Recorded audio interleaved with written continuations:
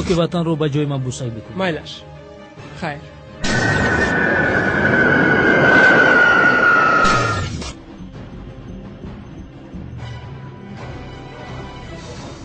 گوش میکنم. آدم دودویچ، من از فرودگاه بیرون شدم. پس به این گفته‌های چی میخوری؟ من به این گفته‌هایم میخوام که مینه سرت را پاشتی همو تو را به جهنم فرستم تا اینکه در نزد خداوند به همه گناه‌هایت جواب بدهی.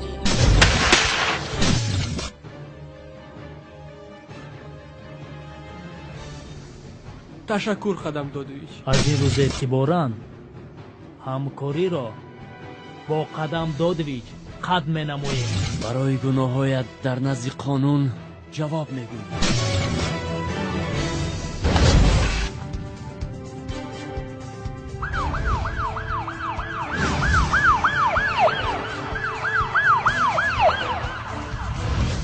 پسرم، در این دنیا از مرده ها نه، از زنده ها ترسیدن در کار.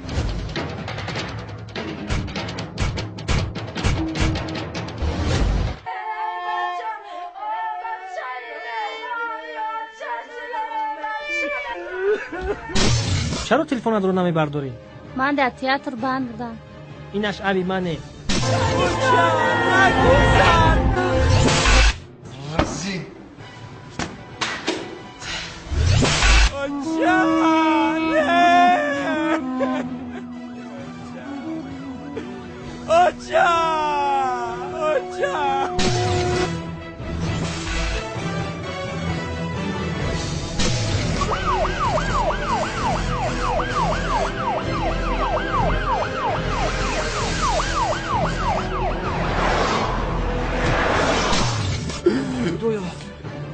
شادی؟ با تو چی شد؟